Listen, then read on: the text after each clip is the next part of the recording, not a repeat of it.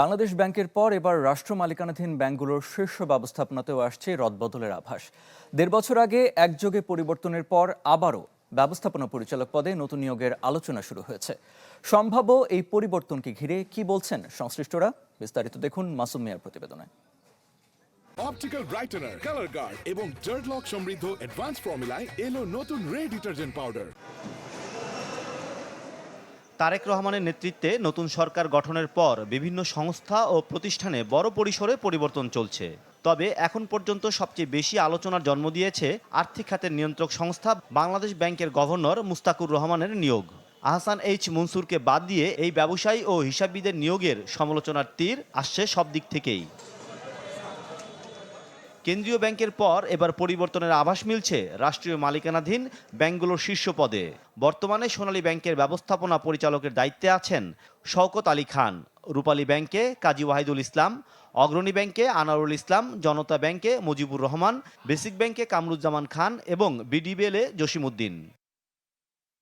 এরই মধ্যে নতুন ব্যবস্থাপনা পরিচালক হওয়ার দৌড়ে আলোচনায় রয়েছে কয়েকজন জ্যেষ্ঠ ব্যাংকারের নাম।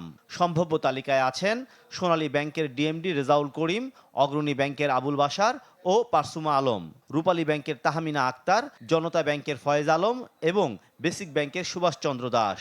এছাড়া আলোচনা রয়েছে খান ইকবাল, হাসনাত তানবীর, আব্দুর রহমান ও গোলাম মুর্তুজার নামও।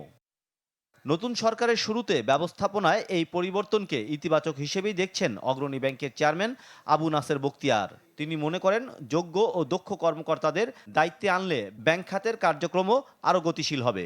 সরকারের ইচ্ছাটা যে তাকে চিন্তা করতে হবে ফিট অ্যান্ড প্রপার টেস্ট, এটা বাংলাদেশ ব্যাংকেরও আছে।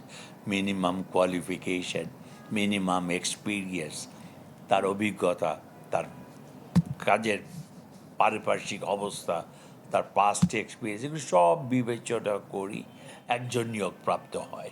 অন্যদিকে অর্থনীতি বিশ্লেষকরা বলছেন রাষ্ট্র মালিকানাধীন ব্যাংকের শীর্ষ পদে পরিবর্তনের ক্ষেত্রে একটি সুস্পষ্ট ভিত্তি থাকা জরুরি। আপনি যদি দক্ষতাকে প্রাধান্য দিতেন তাহলে তো এই সমস্যাগুলো থাকতো না, তাই না?